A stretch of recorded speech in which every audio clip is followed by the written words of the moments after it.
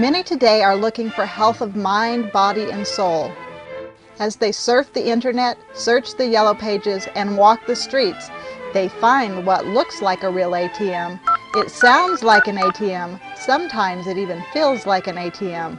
But when they try to withdraw their money, they do not find the bill of health, but rather counterfeit currency. Due to the fact that sometimes these modalities actually appear to work, they snare many unguarded health seekers into getting an undesirable side dish of occult energies and demonic forces. Even more deceptive, many healing methods, while dangerously laced with spiritualistic theories, often come cleverly repackaged in Christian garb. When I was reading and studying into some books on childbirth, I began to realize that spiritualism and the New Age have infiltrated into the modern midwifery profession.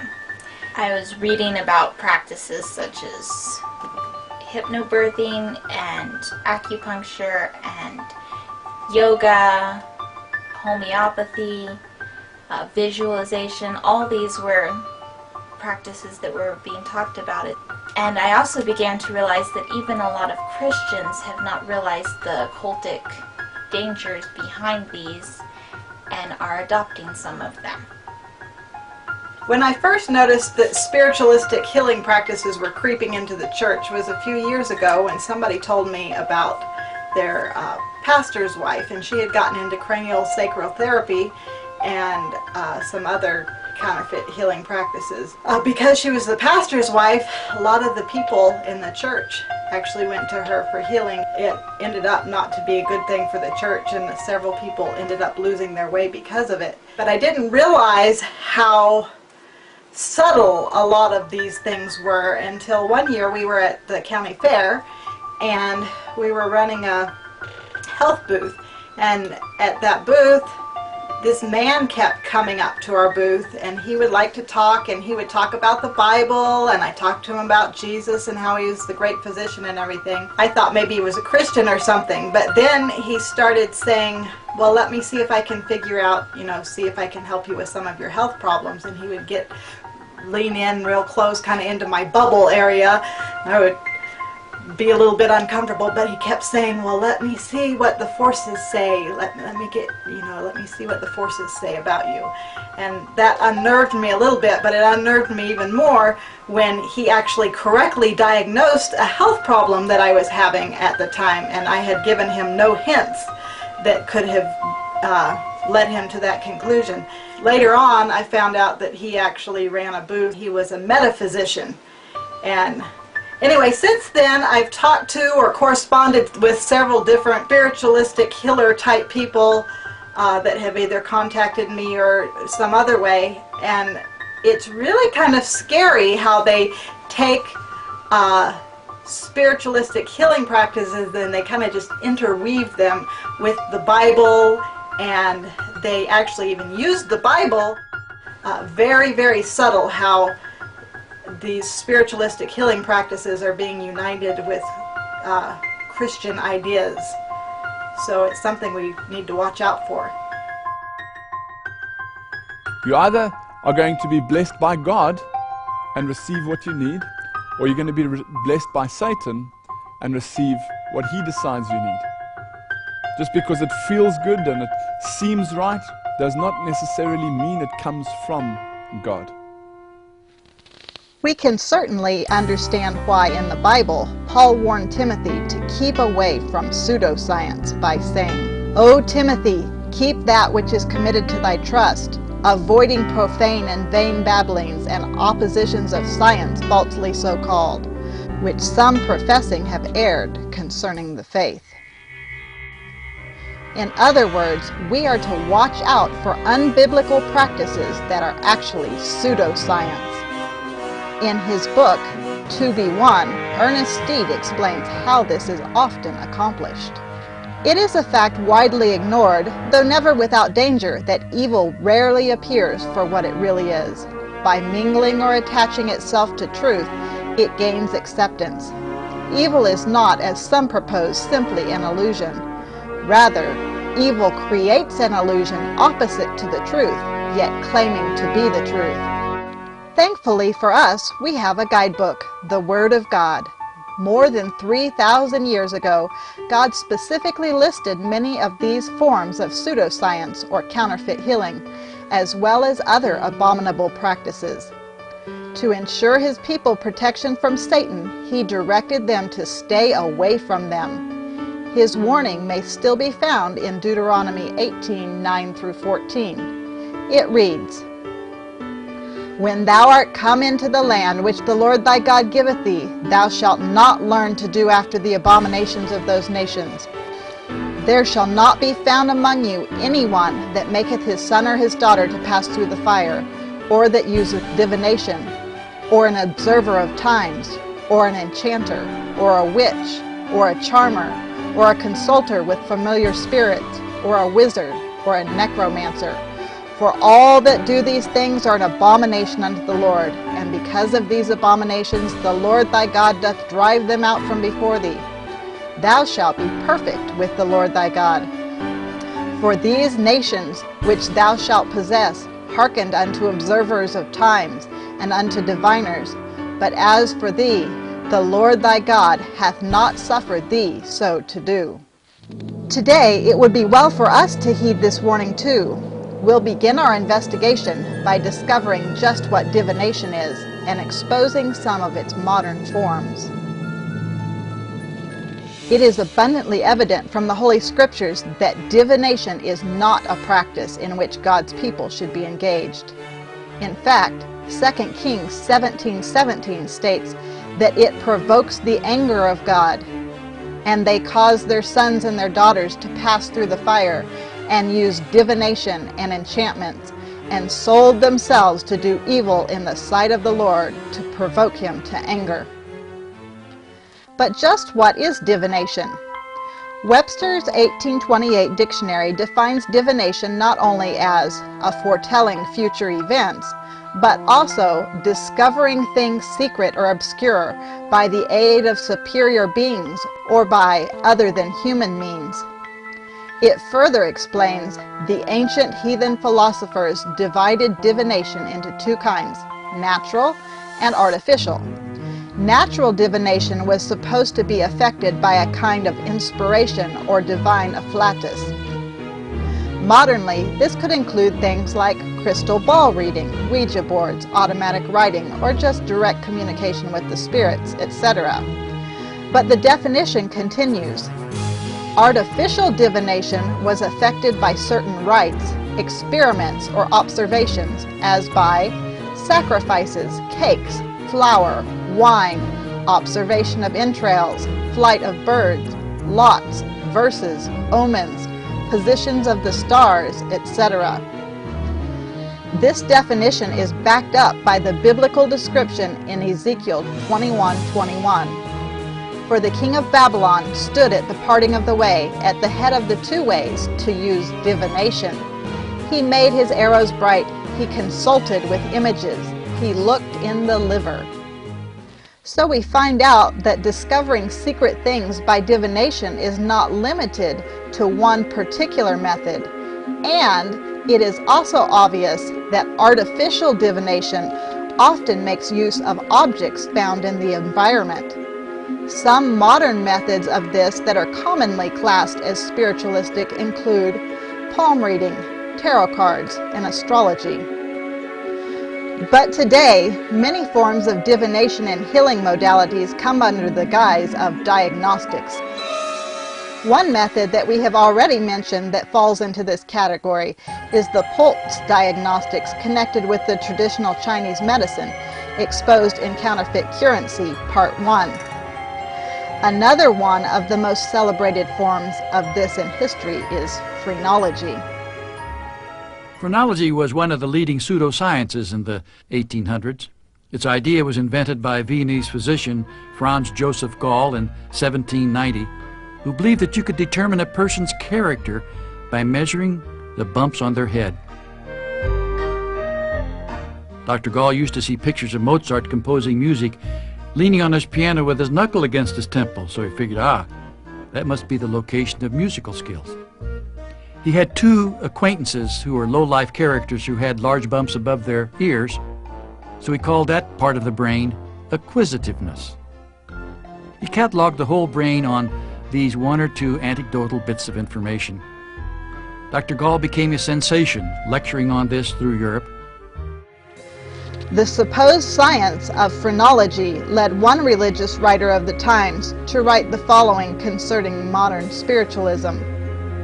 Says Paul, "Beware lest any man spoil you through philosophy and vain deceit, after the tradition of men, after the rudiments of the world, and not after Christ."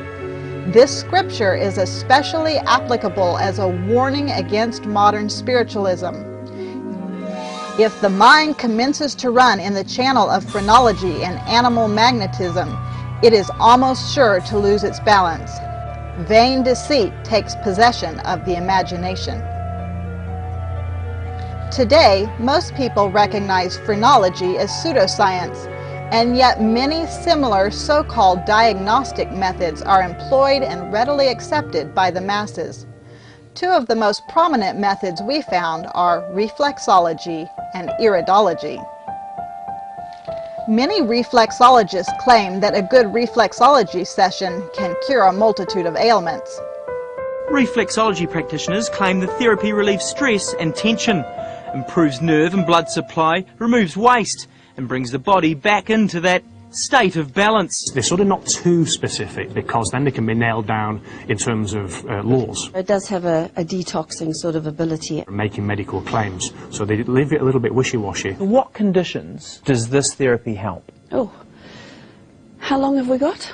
Cancer, definitely. Diabetes, asthma, pre- and post-operative surgeries. On the surface, reflexology or zone therapy looks no different than a standard hand or foot massage. But as you watch sections of this training video made for the Association of Reflexologists, you will notice two particular differences. First, you note that particular parts of the hand are called reflex points corresponding to other portions of the body. And toward the end of the video, the energy is mentioned. The webbing at the base of the thumb and first finger corresponds to the stomach reflex. Place your thumb at the base of the V and walk a line towards the base of the thumb. Draw back to the base of the V and continue to walk in lines to cover the whole area. Next, work the area relating to small intestines. This area is the lower third of the palm of each hand. Use 2 or 3 of your knuckles to claw across this area. The large intestines are also found in the lower third of the hand. The easiest way to work these are to use your knuckles to work in a circular motion in a clockwise direction, as this mimics the way the large intestines flow. To help calm the nervous system, it is good to work along the spine reflex. Then place your palms on their palms. Gently lift yours away about 5 centimeters. You will be able to feel the energy as gentle warmth. Hold for a few seconds and then lift your hands away. You may notice the theory of reflexology is that there are connections directly from the feet and hands to various organs of the body. The idea being that you can rub an area on your hand or foot and find a problem with the liver, for example. The idea is that the problem can also be amended by rubbing the foot or hand. Other locations are said to be connected to the stomach, intestines, kidneys, heart, etc. Reflexology can also be practiced on other parts of the body, such as the ears, called auricular therapy. In fact, in the East-West Journal of Natural Health and Living, August 1998, page 43, the claim is made that there are at least 18 known locations on the body labeled holograms, where a specific point is claimed to influence a specific organ. The hand, the thumb, a tooth, the tongue, and many other areas are said to be microcosms of man and of the cosmos. It doesn't take too much searching to find out that reflexology has connections to meridian lines and qi or energy like traditional Chinese medicine and acupuncture. Feet First, a guide to foot reflexology, states, each zone can be considered a channel for the intangible life energy called qi or chi in Oriental medicine and the martial arts. A leading reflexologist interviewed by Fox News admits that reflexology is basically acupressure for the feet. Reflexology has been around for a long time, since the time of the Egyptians, but not everybody understands the power of this therapy. Joining me today are Barbara and Kevin Kuntz to explain to us how this amazing therapy is being used to help restore movement to those who have been paralyzed by stroke. They are the country's leading authorities on the benefits of reflexology. So nice to have you guys here. And so we started to look at the connections. So this is basically an acupressure on your feet. Yeah, I look at it as more as acupressure than, say, foot massage. Right. Yes, of course, because it's a little more specific. You're looking for pressure points. Yeah, really going for specific areas. From the Encyclopedic Psychic Dictionary under reflexology, we find this statement connecting reflexology and divination. Compression on various parts of the foot by the 3 psychic fingers of the practitioner's hand releases a flow of electrical energy to the blocked nerve endings, which show in the feet which parts are congested. It is interesting that some reflexology schools issue credentials for their trainees to become lay ministers in reflexology and biblical foot washing. While this is certainly a mixture of biblical wording with spiritualism, it is obvious that there are distinct religious undertones to this therapy. But there are other subtleties that make you wonder where reflexology originated. It is undeniable that both the footprint of the well-known Buddha and Vishnu, who is a Hindu god, look strikingly similar to the reflexology maps for the feet. A book called The Chinese Art of Healing, written by a Buddhist monk, furthers the occult connection, stating that, according to Oriental magicians, the palm of the hand contains the secrets of life. There was also an ancient Chinese school of thought which maintained that the palm of the hand was a replica of the yin and yang and could provide information about illness and good health and one's entire fate. Modernly, although Dr. William Fitzgerald revived this ancient practice and presented it to the medical profession in 1913, calling it zone therapy because he had divided the body into 10 zones, it was Eunice Ingham who popularized this method when she wrote a book, Stories the Feet Can Tell, over 40 years ago. One might think that this could be very similar to palm reading. Perhaps we could call it foot reading, as this reflexologist website openly does. Well, nobody disputes that foot massages and even hand massages have benefits for relieving stress and relaxing muscles and such. Reflexologists put their best foot forward, so to speak, often making it appear that there is a physiological basis for their treatments of internal organs through reflexology. For example, this reflexology documentary uses a clever mix of real anatomy combined with the unscientific reflex points.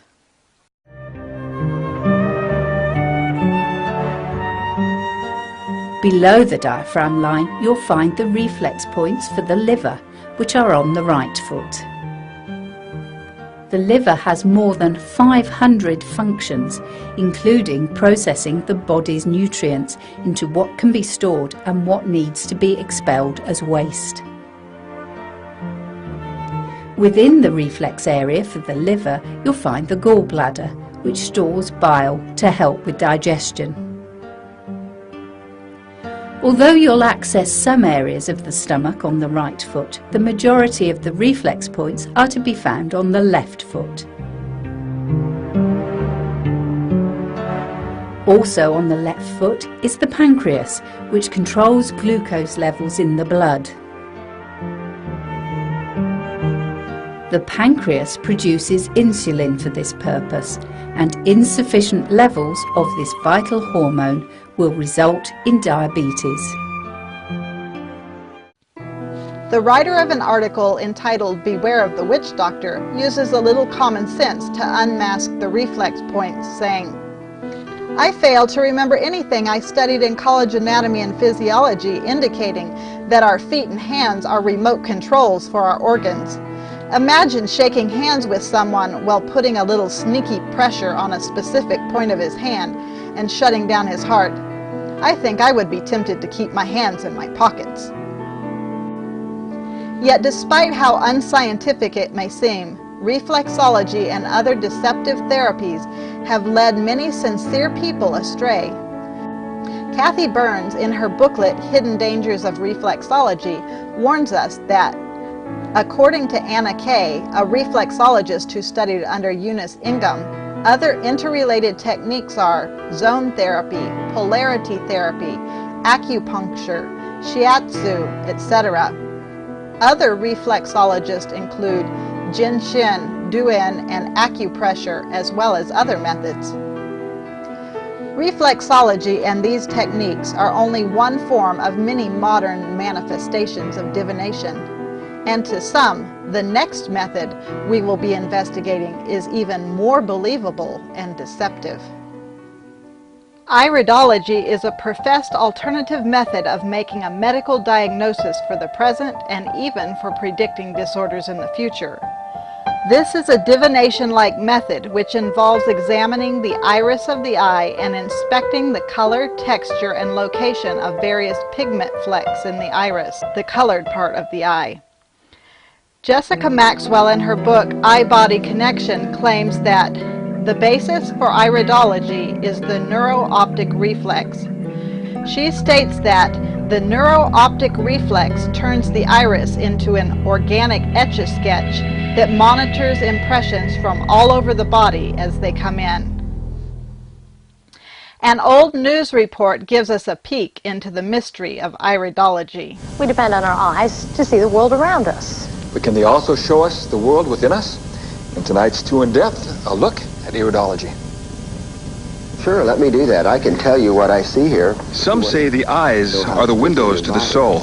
I need you to open your eyes wide for me. But are they also windows to the body? It's amazing how just that eye can show you your whole body.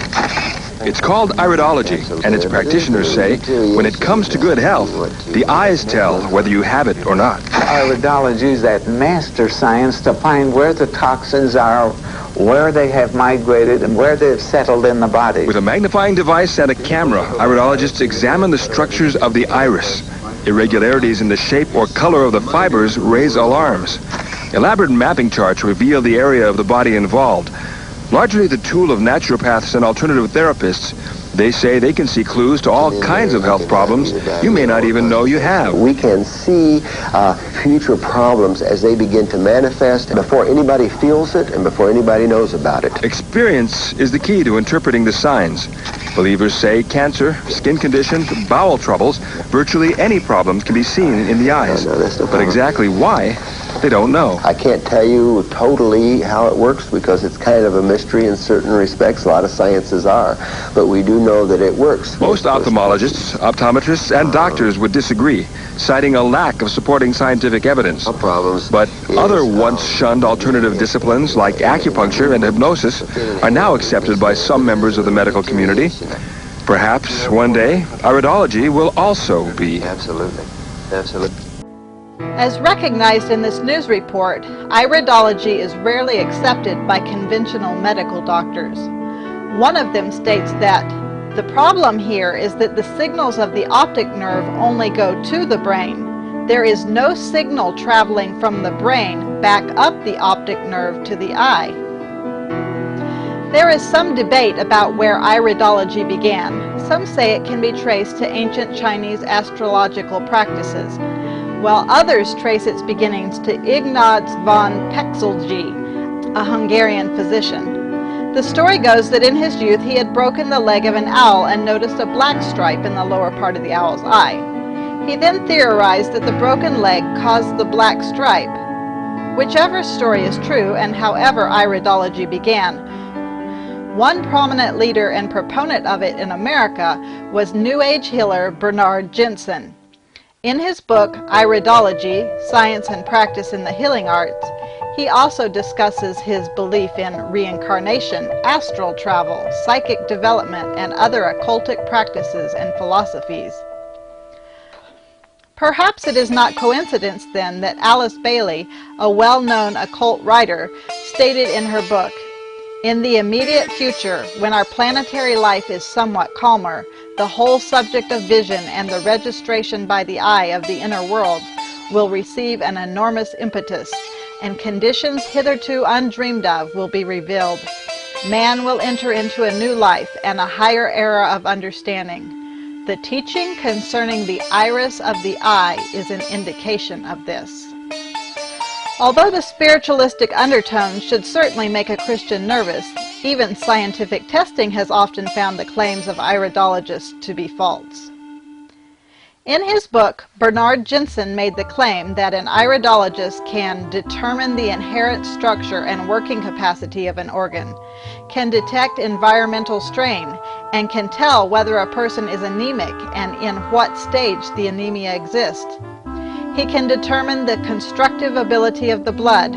He can determine the nerve force, the responsive healing power of tissue, and the inherent ability to circulate the blood.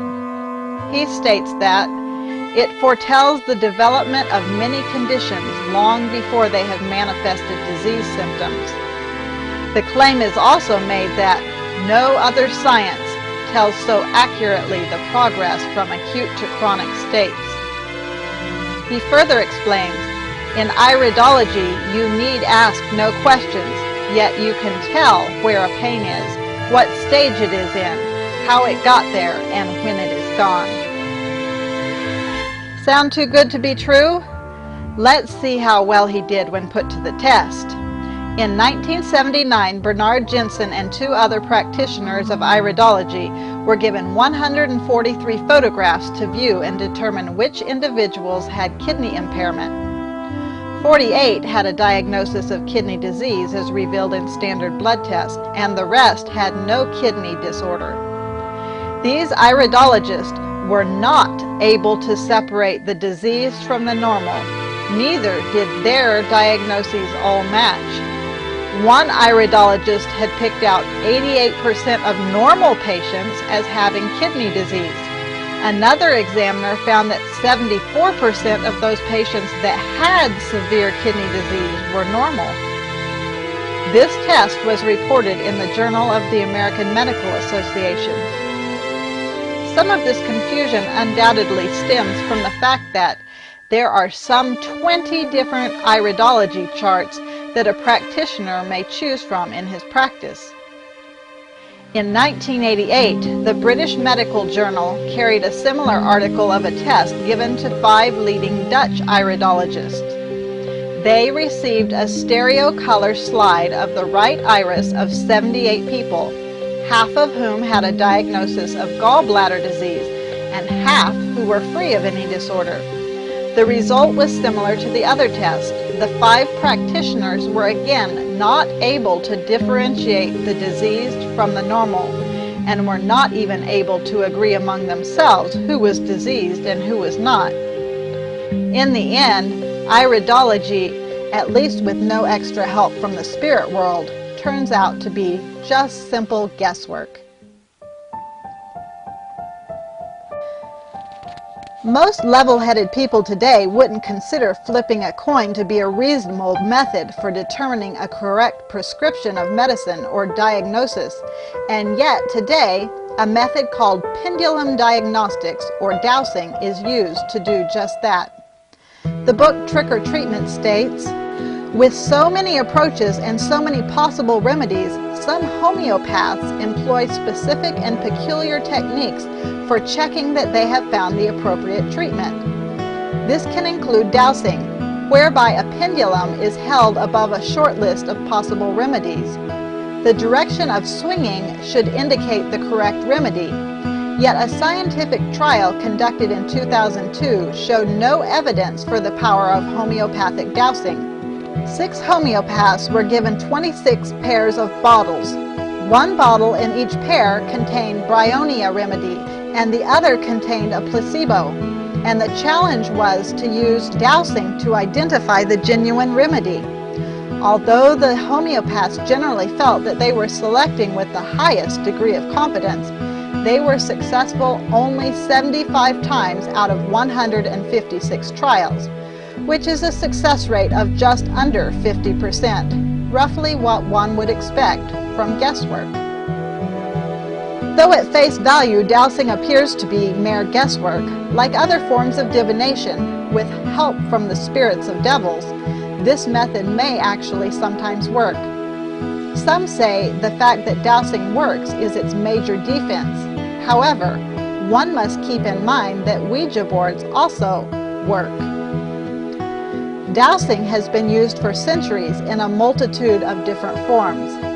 It makes use of different tools such as pendulums, L-rods, Y-rods, bobbers, and just primitive sticks.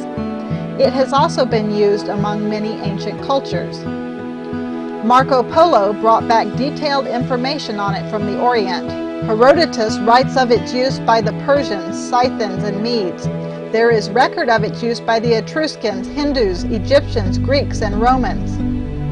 Despite its popularity, we find that the practice of dowsing with rods was condemned in Bible times by God through the prophet Hosea. My people ask counsel at their stocks, and their staff declareth unto them.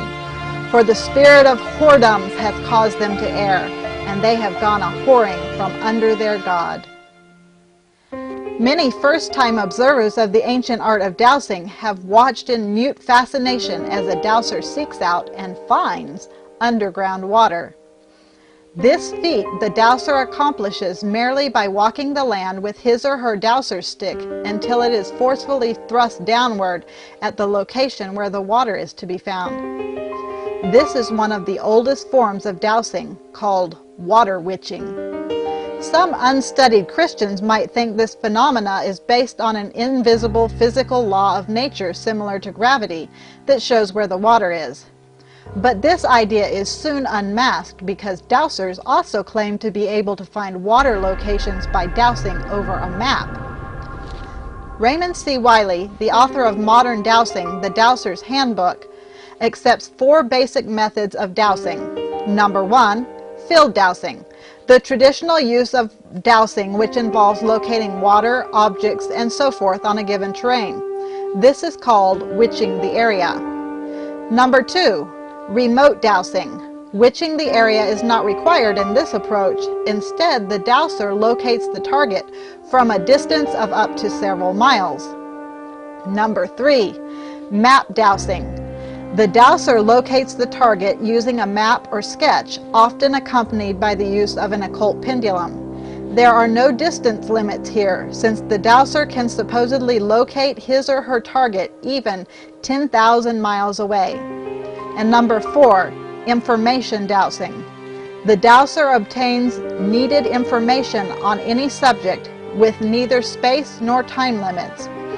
Wiley observes that information dowsing not only saves time, but can aid greatly to increase the scope of the dowsing process. This method of information dowsing and map dowsing is similar to that used in medical dowsing. For example, sometimes a doll may be used to represent a person, and the pendulum held over to identify the location of the illness. This process should raise alarm as it is strikingly similar to the use of voodoo dolls. Historically, dowsing has been used to do everything from tracking down criminals and lie detection to unmarked grave detection and simply answering yes or no questions.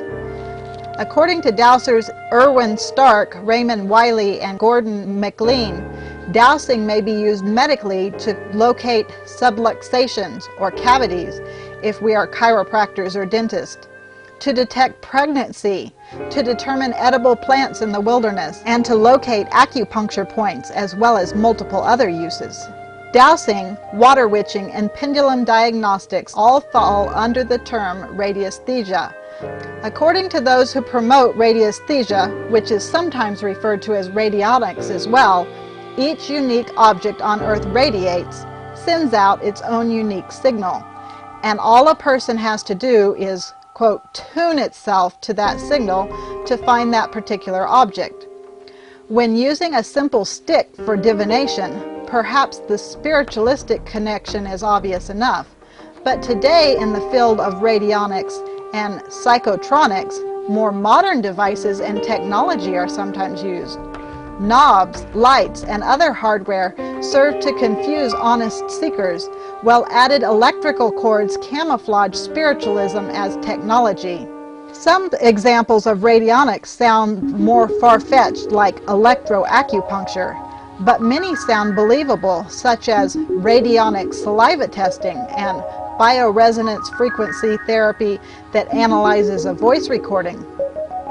There is even radionic hair, photograph, blood spot, or fingernail analysis, where these objects are used as a witness between the patient being diagnosed and the machine or practitioner who may be at a distance from each other. The UK's Radionics Association website states that medical doctors, homeopaths, counselors, and many other practitioners have found that dowsing, radionic analysis, and radionic treatment provides an important extension to their existing repertoire. It further explains that radionics is a healing technique in which our natural intuitive faculties are used both to discover the energetic disturbances underlying illnesses and to encourage the return of a normal energetic field that supports health. It is independent of the distance between practitioner and patient. Radionics.com makes this a little more clear by stating that radionic diagnosis and treatment are not medical procedures, but are rather of a quantum, esoteric, or spiritual nature, tapping into dimensions that are beyond the physical plane. But the Altered States website statement points out more specifically what this really means. The name radionics is somewhat misleading, since this form of healing has nothing to do with radio or radio waves. Neither does it have anything to do with electronics. As a matter of fact, radionics can be said to be healing with thought energy. Even Wikipedia states that internally a radionic device is very simple and may not even form a functional electrical circuit. The wiring in the analysis device is simply used as a mystical conduit. It is also worth noting the conclusions of the Theosophical Research Center in its publication, The Mystery of Healing. It is now admitted by those who use the various types of diagnostic machines associated with radiesthesia that for successful work it is necessary to have present a human operator of a specific type, one with occult abilities. It is also well known that some operators are more proficient than others, while in the case of certain people, the machine will not work at all. Perhaps then, to be on the safe side, it would be well to look for machines that work the same for everyone. While there are obviously multiple diagnostic methods that are based in spiritualism, it is equally evident that God has not left us without true methods based on simple observation. Visible symptoms of a patient may prove helpful as part of diagnosing a systemic problem. For example, blue nails could indicate lack of oxygen to the body, while white nails could indicate conditions such as anemia. The same is true of the eyes. For example, unequal pupils could indicate a brain hemorrhage, stroke, or tumor, while the white part of the eye being yellow could indicate jaundice, hepatitis, or other liver disease. Today, let us not be like Balaam, who the scripture tells us led Israel astray because he loved the wages of unrighteousness and accepted the rewards of divination. Instead, let us use the simple methods of healing and diagnosis that are blessed by God.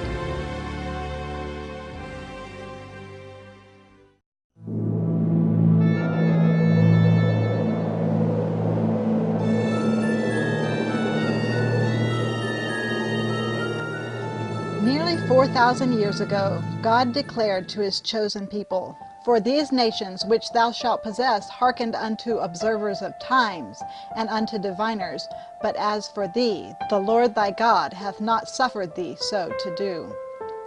In this scripture, as well as Deuteronomy 18:10, God prohibits giving heed to observers of times. This appears to include multitudinous heathen practices referred to in other places in the Bible. It refers to the astrologers and monthly prognosticators of Isaiah 47:13, as well as the weak and beggarly elements of observing days and months and times and years that Paul warned the apostatizing Galatians against. But however you interpret it, it is certain that God gives some stern warning against astrology or foretelling future events by the situation and different aspects of the stars and planets. Jeremiah 10:2 declares, "Thus saith the Lord, learn not the way of the heathen, and be not dismayed at the signs of heaven, for the heathen are dismayed at them." Why are these warnings recorded for us today? Could some of the modern healing practices actually be a new revival of ancient astrology? For King Solomon wrote, "The thing that hath been, it is that which shall be, and that which is done is that which shall be done, and there is no new thing under the sun." Crystal healing is a practice that purports to heal people by utilizing various rocks and particularly crystals. There may be no doubt that the original idea of crystal healing is connected with astrology. Merle Vance, in his book Trail of the Serpent, states of ancient heathenism, "Each of the other planets had its precious sacred metal, and each had its sacred gem or precious stone, its sacred color, its sacred tree, its sacred animal, and its sacred numbers, in which the spirit of the planetary god was believed to reside." Babylonian texts specifically state that the diamond, the topaz, and the crystal are the flesh of the gods, little suns or stars, so to speak, which the devotee wore in the hope that the spirit of the heavenly deity thought to reside in the gem would prove an effective charm. The fact that gemstones and jewelry were considered to be heathen gods is made evident in the biblical account when God tells Jacob to build an altar to him. Genesis 35 records, "Then Jacob said unto his household and to all that were with him, Put away the strange gods that are among you, and be clean, and change your garments. And let us arise and go up to Bethel, and I will make there an altar unto God. And they gave unto Jacob all the strange gods which were in their hand, and all their earrings which were in their ears. And Jacob hid them under the oak which was by Shechem." Similarly, many crystal healers today also choose to wear their crystals as jewelry, but crystals are used multiple other ways too. Pockets. I tend to wear mine as in the form of jewelry, pendants, and you can get crystal spirals that will hold any kind of crystal that you want to put in it, particularly the tumble stones, but some of them go up to the size where you can actually wear a point. We also use crystals in a color therapy type of way, so we will use them with the chakras and the colors associated with the chakras. This means that we can lay stones on directly onto the body of various colors. So this, for example, is a set of chakra crystals, using two different crystals for the heart, because some people use green, some people use pink for the heart chakra. And also there's a form of crystal healing called crystal massage, and there are a number of tools that have been devised specifically for this. So different types of wands that are smooth, little bits of points. You can use them in reflexology as well. This is used in something called druid massage, but it's a type of reflexology. We also have palm stones such as this. These were devised specifically for massage. And little lenses like this one as well. So that gives you a general overview of different ways we can use crystals in healing. It would be well to take note of how this practice even creeps into other healing modalities like massage. LiveScience.com warns, patients should note that crystal healing is tied intrinsically to the occult. That is, the stones used are not said to be beneficial because of the chemicals they contain, phosphate, copper, silicates, etc., but rather because they are conduits for a supernatural healing force. Apparently, anciently, metals were often used to induce supposed healing. Manly P. Hall, in his book Secret Teachings of All Ages, states that, according to the Hermeticists, disease could be prevented or successfully combated in 7 ways. The third method was with the aid of talismans, charms, and amulets. The ancients believed that the planets controlled the functions of the human body, and that by making charms out of different metals they could combat the malignant influences of the various stars. Thus, a person who is anemic lacks iron. Iron was believed to be under the control of Mars. Therefore, in order to bring the influence of Mars to the sufferer, around his neck was hung a talisman made of iron and bearing upon it certain secret instructions reputed to have the power of invoking the spirit of Mars. If there was too much iron in the system, the patient was subjected to the influence of a talisman composed of the metal corresponding to some planet having an antipathy to Mars. This influence would then offset the Mars energy and thus aid in restoring normality. One can't help but wonder at the connection of crystal healing to Satan or Lucifer, who was once a lead angel in heaven. Ezekiel 28 gives us a revealing description. Thou hast been in Eden, the garden of God. Every precious stone was thy covering. The sardius, topaz, and the diamond, the beryl, the onyx, and the jasper, the sapphire, the emerald, and the carbuncle, and gold. The workmanship of thy tabrets and of thy pipes was prepared in thee in the day thou wast created. Thou art the anointed cherub that covereth, and I have set thee so. Thou wast upon the holy mountain of God. Thou hast walked up and down in the midst of the stones of fire. Thou wast perfect in thy ways from the day that thou wast created, till iniquity was found in thee. The book, The Way of the Shaman, A Guide to Power Healing, makes clear the spiritualistic connection with crystal healing. Crystal work is a component of both ancient and modern shamanism. In Native American healing, the shaman will utilize the crystal as a method both of diagnosis and treatment. The crystal is believed to be a vehicle through which the healing spirits work. Now, to be fair, and to put you on the alert, similar practices were also often used for herbal remedies. For example, the doctrine of signatures is sometimes used in homeopathy. In the book Trick or Treatment, it is stated this way. Another way to prescribe is according to the doctrine of signatures, which places less emphasis on the symptoms in the materia medica and instead looks for a clue or signature that indicates that a particular remedy is the one that should be adopted. Therefore, a walnut-based remedy would be appropriate for various mind-related disorders, such as stress, because the walnut resembles a brain. You have probably seen ideas like this before, such as, since an avocado is shaped like the womb, it is good for female disorders. Since avocados are nutritionally sound, they are indeed good in some way for most organs of the body. So this seems fairly harmless. But some ideas are unproven, such as the idea that briar hip, because its branches resemble a dog's teeth, will be good for dog bites, or the idea that the whitish stain on red clover leaves means that they are good for cataracts. Well, like avocado, red clover is nutritional and good for many things. Its use in the treatment of cataracts remains unproven and might cause people to stop looking before they find the correct remedy. Worse yet, this seemingly harmless theory could become more dangerous if toxic substances were supposedly proven to be helpful by utilizing this method. Another method to be investigated for scientific backing is macrobiotics.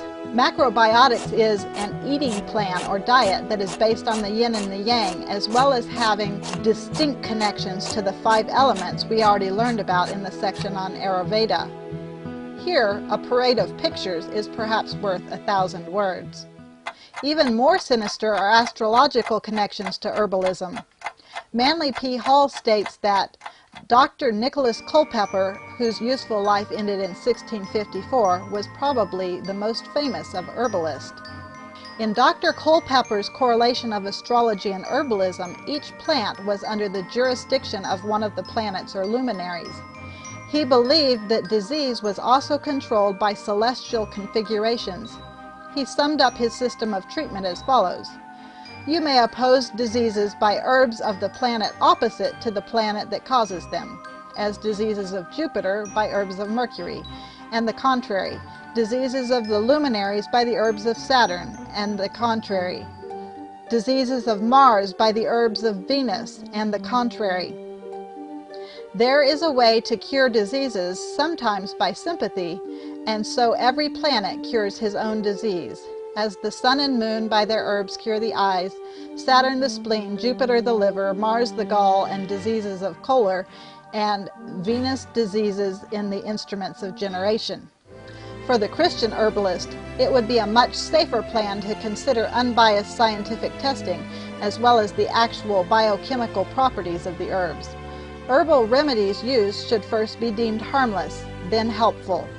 Just because an herb has been traditionally used does not necessarily mean that it works or that it is non-toxic. Nevertheless, modernly, science has proven the use of many herbal treatments that are even admitted by skeptics, as shown on this chart from the book Trick or Treatment. Included under good evidence are herbal remedies like garlic, echinacea, hawthorn, and red clover. The potential usefulness of remedies like peppermint, cranberry, ginger, grapeseed, and tea tree are also recognized. But unlike herbs that have provable chemical usefulness, the power of crystal healing simply can't be proven when tested unless it is charged by occult forces. On April 5, 2001, The Telegraph published an article entitled, "New Age Crystal Power is All in the Mind." It stated, Dr. Christopher French, a psychologist at Goldsmiths College, London, set out to test the effects of crystals on 80 volunteers. Half were given a genuine New Age crystal for a few minutes while meditating. The rest were asked to handle a cheap plastic fake, but were told that it was the genuine article. The volunteers were also given a booklet explaining 10 of the sensations that they might experience. These included tingling, more focused attention, balanced emotions, a rise in hand temperature, increased energy levels, improved sense of well-being, relaxation of the forehead, stimulation of the brain, increased swallowing reflex, and activation of all levels of consciousness. Only 6 out of the 80 failed to experience at least one of these sensations. Other sources state that, after the study, Dr. French stated, "The fact that the same effects were found with both genuine and fake crystals undermines any claims that the crystals have the mysterious powers which they are claimed to have." But then, you don't have to look too hard to find crystal healers who will actually tell you this themselves. But I can say I have experienced the zestolite, and it's a very strong stone. Just make sure you get the genuine thing. Now also, if you can't afford a gemstone, but you want to experience the gemstone energy or the healing energy, looking at a picture of a stone, even just doing an image search on the internet, looking up, say, sugilite, staring at pictures of sugilite, that can tune you into the deep violet ray frequency that sugilite carries in the same way you would be tuned into that ray by literally physically working with it. So crystal energy, crystal healing, crystal meditation work is not limited to the rich people who can afford to work with the physical gemstones. Of course, there's a value to having the physical stone in your hand and working with it one-on-one, but if at the moment you don't have the means to obtain it, still you can connect with the stone. Also, the crystal ally cards can tune you into the frequencies of the stones pictured within them. Books about crystals can tune you into the pictures. Even just closing your eyes and visualizing a crystal can tune you in. Having dreams about crystals are no different than having the actual crystals. Today, instead of turning to crystal healing for help, how much better it would be to turn to Jesus, the true, genuine Rock of Ages. For it is written, their rock is not as our rock, even our enemies themselves being judges.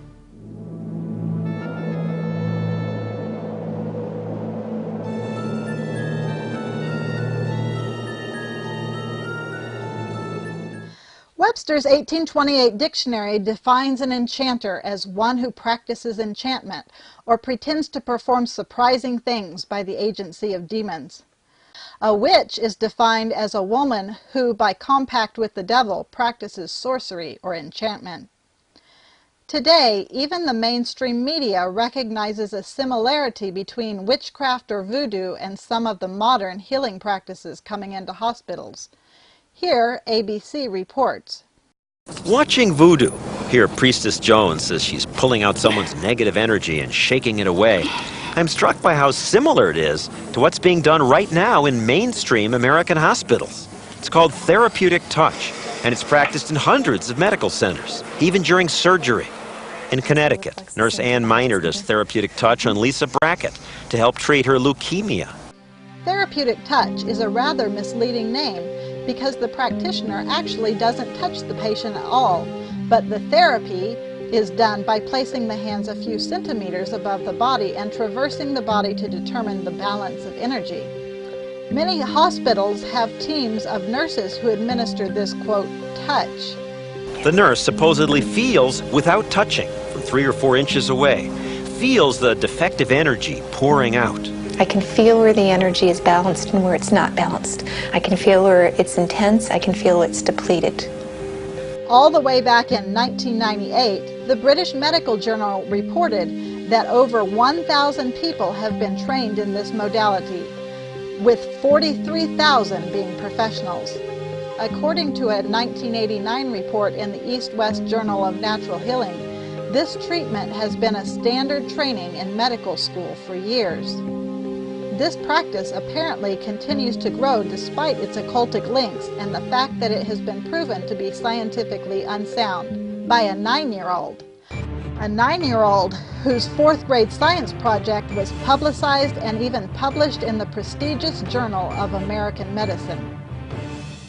Today I'm going to test you on how well you can feel the human energy field. Emily Rose's test was simple.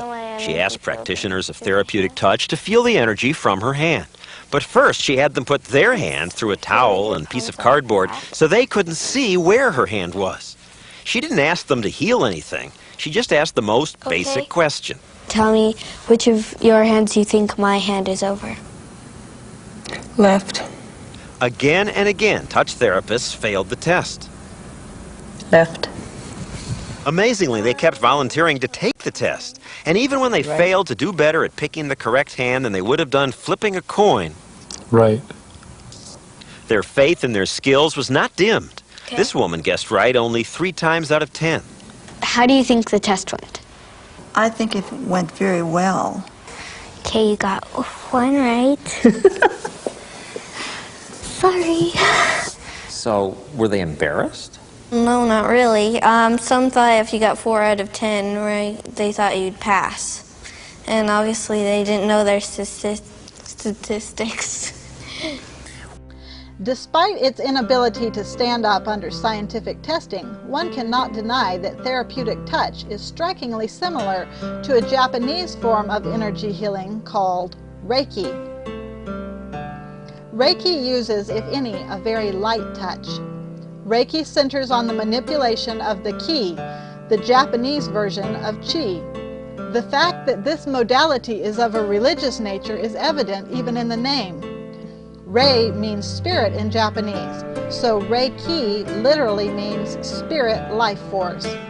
Here the nature of the characters are described on a video promoting Reiki. If you take a closer look at the Japanese kanji best translated as a pictogram for the word Reiki, you can start to grasp what this is all about. The most popular translation is Universal Life Force, with the top kanji representing the word Rei. The upper line denotes heaven literally raining good things down on the earth. The 3 boxes in the middle represent prayer, and the inverted V's the priests. The lower kanji shows the complete cycle of life energy with the 4 elements: fire, earth, air and water. This is the key part of the word, meaning energy or life force, to the rei, meaning universal. So, we know we're dealing with energy forces, and that's what Reiki is predominantly all about. The question may well be asked where this energy force comes from. Here, Discovery Science learns a Reiki master's explanation. When we lay our hands on someone, we're doing what we see as channeling the universal healing energy, which flows through our body and out our hands. Reiki master Marv Whitbeck has spent years developing his technique. He and student Kit Haggard, a nurse practitioner, apply the method to tune their bodies to the universal life force. In modern medicine, we're incorporating Reiki as a relaxation technique, and in the simplest form, it is a deeply relaxing experience.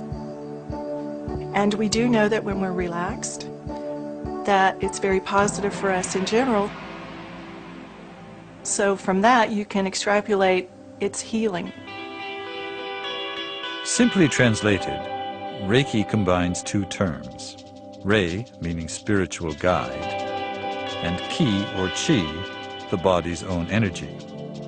Adherents say Reiki brings a spiritually guided life force.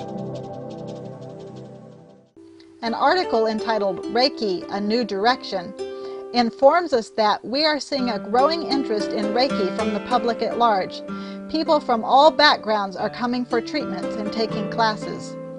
This undoubtedly shows the growth of subtle spiritualism today. Here, a converted ex-spiritualist tells of the similarity between these practices and what he witnessed years ago as a spiritualist.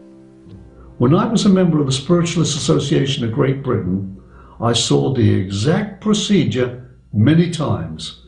A person would lie on the table, the healer dressed in a white coat would go into a trance, inviting his spirit guide to control him.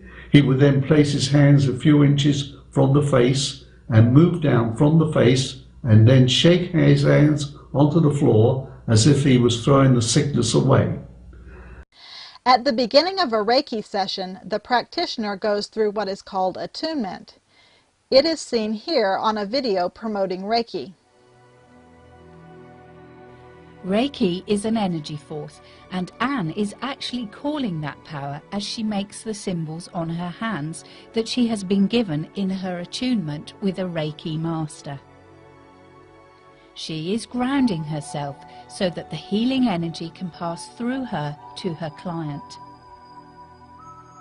If you go for a Reiki treatment, you probably won't even notice your practitioner doing this, as hopefully you'll be so comfortable and relaxed, you'll already be shutting out all that is going on around you.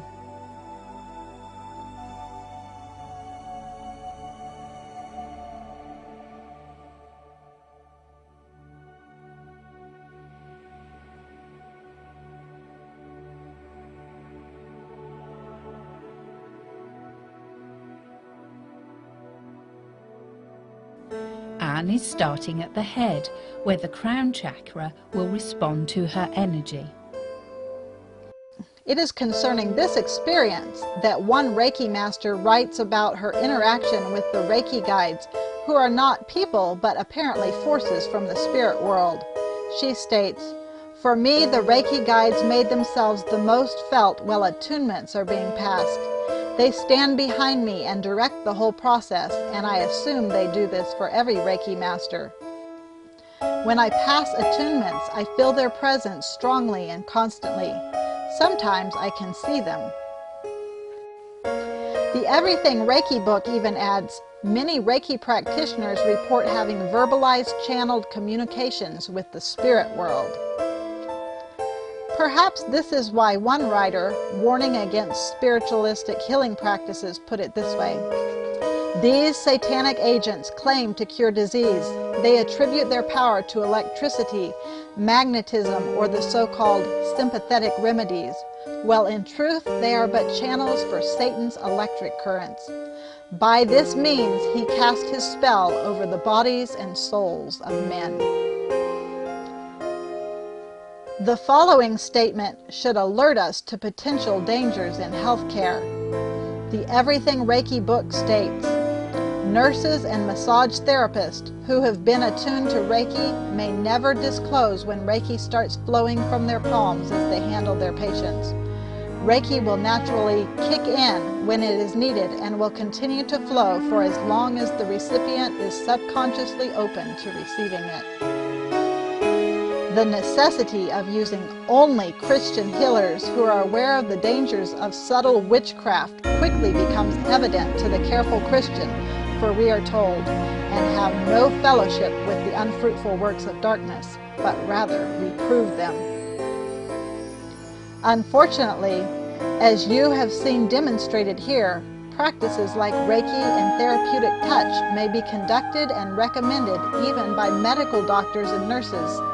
These techniques, as well as a similar technique called craniosacral therapy, are becoming popular among massage therapists, chiropractors, physical therapists, as well as dentists and midwives. Here we see craniosacral therapy demonstrated in a hospital setting. From one of America's most respected names in medicine, Henry Ford Health System, this is Healthy Living at Henry Ford West Bloomfield Hospital. Jimmy Rhodes here in Vita, the Wellness Center at Henry Ford West Bloomfield Hospital, with Darcy Brunette, a massage therapist here. Hello. Hi. You're doing something called craniosacral therapy. Tell me what that is.